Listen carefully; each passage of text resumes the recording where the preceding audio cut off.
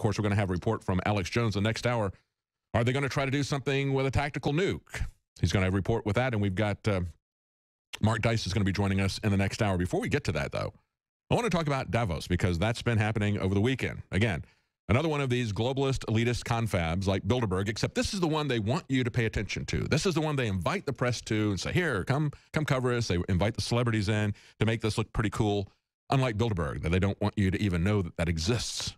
They used to make fun of people, calling us conspiracy theorists for even saying that there was such a thing as Bilderberg. Isn't it interesting how they have some meetings that they promote and other ones that they try to hide? Now, after it became common knowledge, I guess it was about 3 years ago, there was a tipping point at that point, and it got so much attention, primarily because the coverage of Alex Jones going there, that they started releasing their itinerary to the public to a limited degree. We still don't know what they talk about behind closed doors. And you still got people who are part of the biggest corporations, politicians, all getting together behind closed doors and talking. No problem with that, right? We shouldn't worry about that at all. But of course, as we look at what the elitists are saying, the IMF is now, interestingly, boosting its growth forecast for the United States. The IMF, the International Monetary Fund, is raising its forecast for the U.S. economy this year, reports AP, reflecting an unexpected boost from the economic policies of President-elect Donald Trump. So here are the people who said it's going to be an absolute catastrophe if Trump is elected, and yet now they're raising the forecast. Their new outlook puts U.S. economic growth at 2.3% this year and 2.5% in 2018. That would be an improvement, says the AP, from the lackluster U.S. growth around 1.6% in 2016. Now, Donald Trump says he believes that his policies are going to bring annual growth to about 4%, so they're not up as high as Donald Trump, but even the IMF. And these are the people who are really a core group, obviously, with the globalists, the International Monetary Fund, these bankers, and they've gone through a policy that was identified under Robert McNamara. People criticize them for rent seeking. They would go into developing countries. They would say, we want you to increase your welfare spending, and we're going to loan you the money to do it. And of course, that's not money that they're going to get back. That's money that's just going down into non-productive. It's not the same as rebuilding Germany after World War II. This is putting it into non-productive areas. And so, of course, these people it's not going to grow their economy. They're not going to be able to pay back those loans. It just basically turns them into renters, and it gives the people who are loaning them this money control over their infrastructure, control over their country. And so that is precisely what the globalists are trying to do to the United States and to Europe as well. That's the tactic of the bankers. But even they understand that Donald Trump's policies are going to be a boon for the American economy. Meanwhile, over the weekend, Donald Trump told a German paper that NATO is obsolete. Create a lot of stir there, but it is absolutely the truth. This is what Donald Trump said. He said it's obsolete, first, because it was designed many, many years ago. Secondly, countries are not paying what they should, what they agreed to. And third, it didn't have any way to effectively deal with terrorism. NATO hasn't done anything to protect us against the greatest threat, terrorism. So it's an obsolete design. And at the same time, he said that BMW would face a 35% import duty if they build BMWs in Mexico and then import them into the United States. So it created a lot of issues. He also went after Angela Merkel, said that she hurt Germany by letting all of these illegals into the country. And that shocked the European leaders who are now at Davos. And the Washington Post points out that it has raised fears among the European elite. So you've got all these globalists looking for safe places that they can cower in Davos. Because Davos itself is a safe place for the elitist at this moment. They say that, of course, over the weekend, he talked about how the European Union, not only did he say that NATO was obsolete, that NATO was not serving the interests of the countries that are involved in it, and many of those countries are not paying their way, but he also said this. He said the European Union was a vehicle for German interests. Now, isn't that true? We all know that's true. And to underscore that, in the same article from the Washington Post, they go down as a retort to that. Who do they go to? Angela Merkel, the head of the German Republic. So he says, hey, the Germans are the ones who are running the EU. And so they come to Angela Merkel and they say, well, what do you have to say about that? Because they know she is that's true what he's saying about them. And she said, we Europeans, see the royal we, Merkel speaks for Europe because the Germans, like Donald Trump said, are controlling the European Union. We Europeans, Merkel said, have our destiny in our own hands. Do you really? Do you really? I think the destiny of Europeans is in the hands of Angela Merkel and the EU right now, and that's why there is a massive revolt. As Reuters pointed out, these political leaders, these CEOs, these top bankers who are all meeting at Davos right now, they're not in a celebratory mood. They say beneath the veneer of optimism over the economic outlook lurks acute anxiety about the increasingly, listen to this, toxic political climate. Reuters is not a big fan of Donald Trump, are they? They call it a toxic political climate. Was it a toxic political climate when they got everybody's money and they set themselves up as rulers and owners of the world? They say Trump is the poster child for a new strain of populism. With elections looming in the Netherlands, France, Germany, and possibly Italy this year, there's nervousness amongst Davos attendees. They say, and of course they talk about the different topics that are going to be discussed at Davos. And remember, going back to Bilderberg last year, remember that one of the topics that was there was the precariat, you know, the proletariat in a precarious position. And so here's some of the topics here. Squeezed and angry, how to fix the middle class. Politics of fear or rebellion of the forgotten. Tolerance at the tipping point. And the post-EU era. This is what they'll be talking about at Davos. And of course, when they look at the precariat, the forgotten middle class, the people who have been ripped off by globalism, what's their solution? Universal basic income. Because just like the IMF did to the third world countries, they want to turn you into a renter, into a serf who doesn't own anything.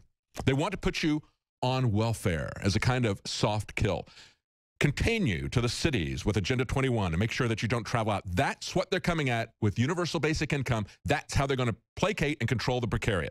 Now, again, as we look at Davos, and they're talking about how these global elite are uncertain and they're upset and they're hiding in their safe places in that luxury resort. They talk about the fact that, and this is coming from the Wall Street Journal, they say, well, you know, the benefits have been mixed. You know, some of the wealthy countries have grown richer, but the benefits have kind of been disproportionately spread around. How disproportionately have they been spread around? Well, the AP has a story today, and you'll see this linked on the Drudge Report. The stark inequality, Oxfam says that only eight men are as rich as half of the world, the bottom half of the income producers, people who are living, and they say 1 in 10 people live on less than $2 a day. Now, to give you an idea of how this wealth consolidation is going, these same people did this report just a year ago, and they said, isn't it outrageous? And it was. The 62 people had as much wealth as the bottom half. Now, it's gone from 62 people to just 8. Who are those 8? Well, people like this. Bill Gates, number 1, who is always out there trying to find a solution for the fact that, you know, we've got all these people and we've got all these other issues. What is the thing that needs to go to zero? Well, maybe the people need to go to zero. You know, that's kind of what he implied with his reports, isn't it? We got Bill Gates, number 1. We got Ortega. This is one guy I don't know of in Spain. Warren Buffett. Carlos Slim out of Mexico, of course, telecom billionaire and now owner of the New York Times. Jeff Bezos, Amazon, and now the owner of the Washington Post. Mark Zuckerberg, Facebook. Larry Ellison, a Silicon Valley billionaire with Oracle. And then, of course, Bloomberg. And when Bloomberg comes out and criticizes Donald Trump, you'll know why. Stay with us. We'll be right back. And Mark Dice is going to be joining us in the next hour.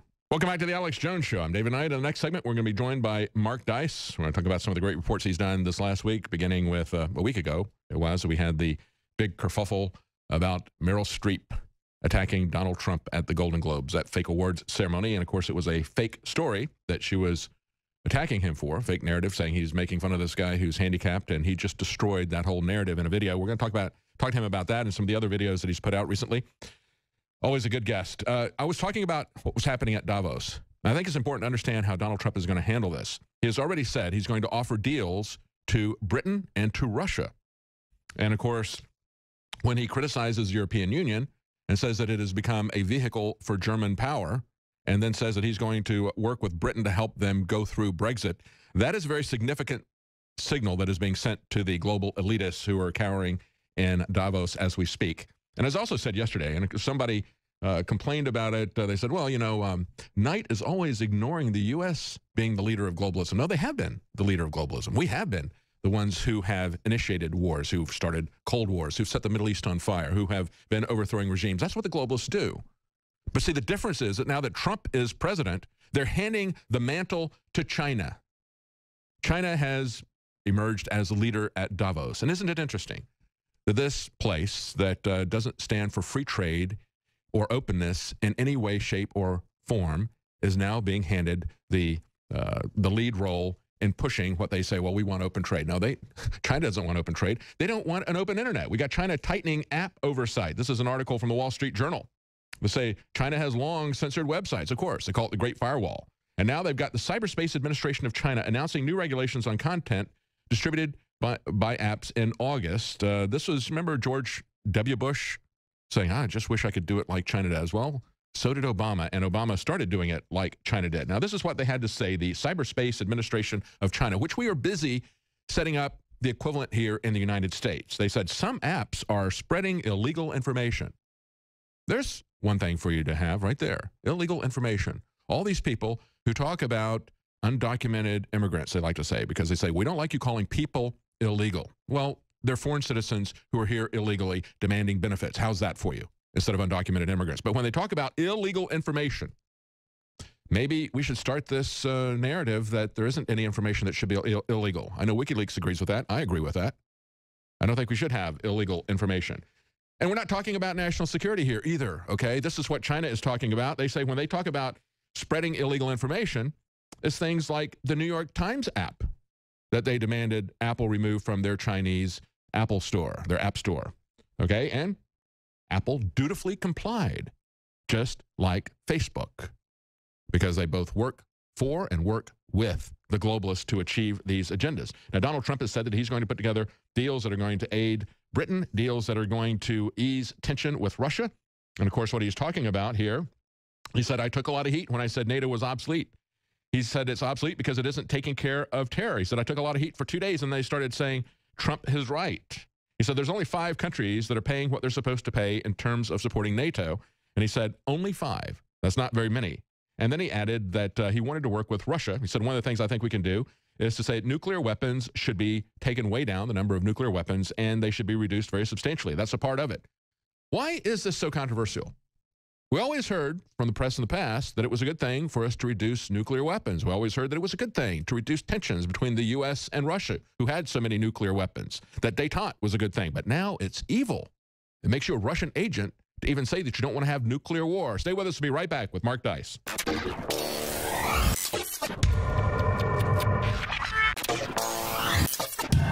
InfoWars has more than 15 YouTube channels and about 3 million subscribers. Our main channel has 1.854 or 1,854,000 plus subscribers. Now, they've been gaming the system for a long time to shut down nationalistic or patriotic media, saying we're right-wingers, saying we're extremists. Well, it doesn't matter who we are. We have a right to free speech, don't we? As long as we don't violate the rules.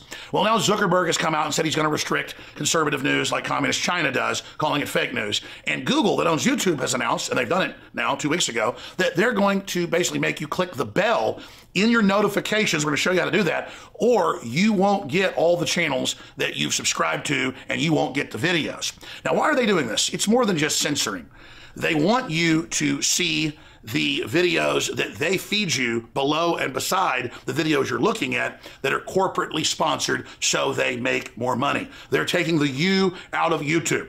So we're in this information war, and it's more important than ever that you promote the videos, that you like the videos, and that you send them on to others. Because the answer to the attempt to shut us down and restrict free speech that's openly now happening is for us to redouble our efforts. We're winning the culture war as true classical liberals that made this country great. We're restoring the Renaissance. So again, if you want to get our videos, so you can make your decision whether you want to see them or not.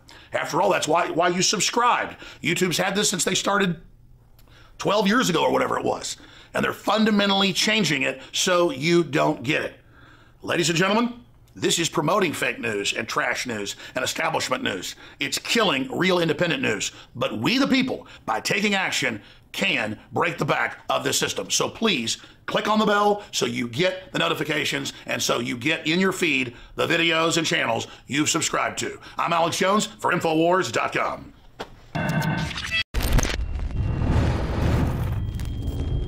Of course, we're going to have a report from Alex Jones the next hour. Are they going to try to do something with a tactical nuke? He's going to have a report with that, and we've got Mark Dice is going to be joining us in the next hour. Before we get to that, though, I want to talk about Davos because that's been happening over the weekend. Again, another one of these globalist elitist confabs like Bilderberg, except this is the one they want you to pay attention to. This is the one they invite the press to and say, here, come cover us. They invite the celebrities in to make this look pretty cool, unlike Bilderberg, that they don't want you to even know that that exists. They used to make fun of people, calling us conspiracy theorists for even saying that there was such a thing as Bilderberg. Isn't it interesting how they have some meetings that they promote and other ones that they try to hide? Now, after it became common knowledge. I guess it was about 3 years ago. There was a tipping point at that point.